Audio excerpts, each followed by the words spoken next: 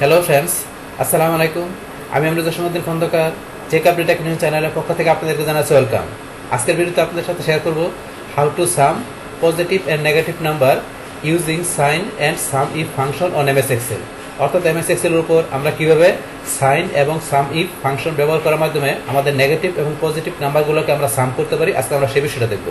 এখন আমাদের এই কাজটা করার জন্য প্রথমে আমরা এক্সেলে চলে আসি।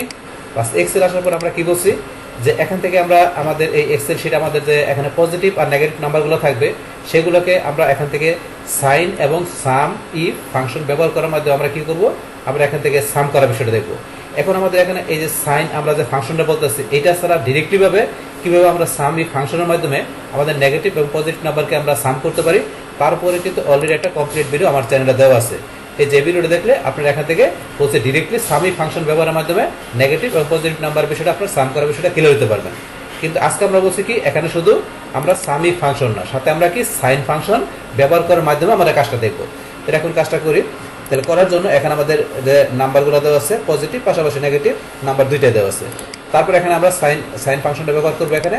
তারপর পজিটিভ আমরা এখানে নাম্বারগুলোর জন্য এখানে কি এই সাম ইফ ফাংশন ব্যবহার করে আমরা পজিটিভ নাম্বারগুলো এখানে সাম করবো। তারপর এখানে আমরা নেগেটিভ নাম্বারগুলো সাম করে বাইর করবো।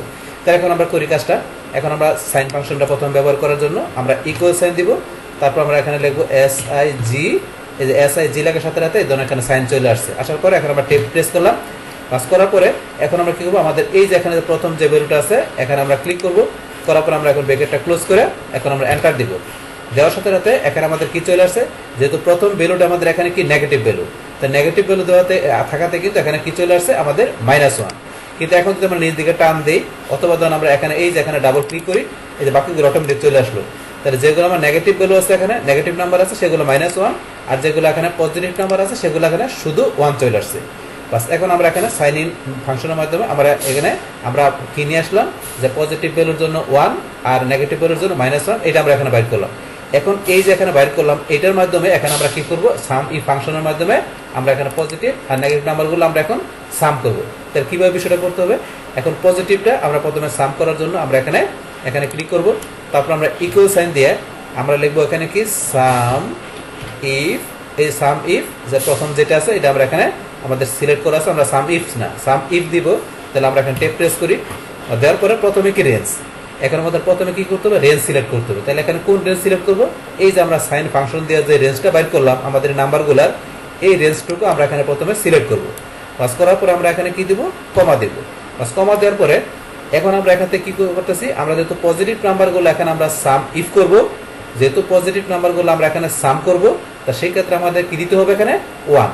আর যেহেতু আমার এখানে দেখেন এই যে কিন্তু নেগেটিভ নাম্বারগুলোর পাশে কি তো যে -1 দেওয়া আছে আর পজিটিভ নাম্বারগুলো হচ্ছে 1।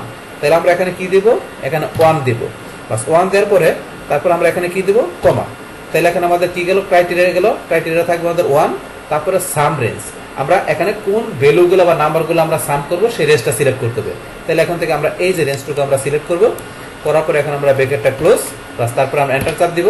বাস এখন ধরুন আমাদের এখানে আমাদের যে পজিটিভ নাম্বারগুলো আছে সেগুলো এখানে আমাদের কি হয়ে গেল, সাম হয়ে গেল। তা আমরা বিষয়টা একটু দেখতে পারি। দেখার জন্য আমরা এখানে ইকুয়াল সাইন দিলাম। তাহলে আমাদের পজিটিভ নাম্বার কোনগুলো, এই যে 10 প্লাস এই যে পজিটিভ নাম্বার, আবার প্লাস পজিটিভ নাম্বার, আবার প্লাস এই যে পজিটিভ নাম্বার, আমরা এন্টার দিই। এই দেখেন 150 আমাদের চলে আসছে। তো আমরা এখানে প্রুফ করে দেখলাম যে আমাদের এখানে পজিটিভ নাম্বারের রেজাল্টটা এখানে কি আছে আমাদের ঠিক আছে। বাস এখন আমরা নেগেটিভ নাম্বারগুলো আমরা সাম করি সেম ভাবে। এখন আমরা ইকুয়াল সাইন দিয়ে আমরা কি লিখবো, সাম ইফ। আমরা টেপ প্রেস করব। করার পরে প্রথমে রেঞ্জ, তাহলে আমাদের কোন রেঞ্জটা সিলেক্ট করতে হবে, এই যে আমরা যেটা সাইন ফাংশন দিয়ে করলাম এই রেঞ্জটা আমাদের সিলেক্ট করতে হবে। তারপরে কি হবে এখানে আমাদের কমা, আমরা এখন কমা দিয়ে পরে আমাদের ক্রাইটেরিয়া। তাহলে ক্রাইটেরিয়ার মধ্যে এখন আমরা নেগেটিভ নাম্বারগুলো কি বলছে আমরা এখন সাম করব। তো সেই ক্ষেত্রে এখানে ক্রাইটেরিয়ার মধ্যে আমরা কি ক্রাইটেরিয়া দিতে হবে, যেখান থেকে আমরা এই যে সাইনের মধ্যে এখানে কি করছি যে নেগেটিভ নাম্বারগুলোর জন্য আমরা কি বের করছি -1, এই যে -1। তাহলে এখন নেগেটিভ নাম্বার যদি সাম করব তাহলে সেই ক্ষেত্রে আমাদের ক্রাইটেরিয়া কি থাকবে, -1, এটা থাকবে আমাদের ক্রাইটেরিয়া। বাস তারপর এখন আমরা কমা দিয়া কি দেখবো, সাম রেঞ্জ, আমরা রেঞ্জটা সাম করবো। কোন রেঞ্জটা, এই যে রেঞ্জের ডাটাগুলা নেগেটিভ নাম্বারগুলো আমরা সাম করবো। তাহলে আমরা এখান থেকে রেঞ্জ দেখা দেওয়ার পরে এখন আমরা ব্র্যাকেটটা ক্লোজ করি। করার পরে এন্টার দেই। বাস এই দেখেন আমাদের নেগেটিভ নাম্বারগুলো এখানে সাম হয়ে গেল। তো আমরা বিষয়টা দেখে একটু প্রুফ করে ঠিক আছে কিনা আমরা ইকুয়াল দিলাম। দেওয়ার পর আমাদের এই যে নেগেটিভ নাম্বার, তারপরে প্লাস এই যে নেগেটিভ নাম্বার, আবার প্লাস এই নেগেটিভ নাম্বার, আবার প্লাস এই নেগেটিভ নাম্বার, এখন আমরা এন্টার দিই। তাহলে দেখেন আমাদের -160 আমাদের নেগেটিভ নাম্বারটা কিন্তু আমরা প্রুভ করে দেখলাম যে আমাদের এটা কি সাম করা ঠিক আছে। তাহলে এই বিষয়টা কিন্তু আমরা দেখলাম যে এখানে কিভাবে আমাদের যেখানে নেগেটিভ এবং পজিটিভ নাম্বারগুলো থাকবে সেটা প্রথম আমরা কি করছি, আমরা সাইন ফাংশন দিয়ে আমরা এখান থেকে কি করলাম, নেগেটিভ আমাদের নাম্বারের জন্য -1 এবং পজিটিভ নাম্বারের জন্য আমরা 1 এই সাইন ফাংশন দিয়ে বাইর করলাম। বাইর করার পরে এখান থেকে আমরা দেখলাম যে কিভাবে আমাদের সামিক ফাংশনের মাধ্যমে আমাদের এখানে নেগেটিভ আর পজিটিভ ভ্যালুগুলো আমরা সাইন ফাংশন থেকে আমরা এখানে ব্যবহার করার মাধ্যমে কিভাবে সামিক ফাংশনের সাথে আমরা এখান থেকে আমাদের পজিটিভ এবং নেগেটিভ নাম্বারের জন্য আমরা এখান থেকে সামটা কিভাবে করতে পারি সেই বিষয়টা আপনাদের সাথে আমি কি করলাম, শেয়ার করলাম।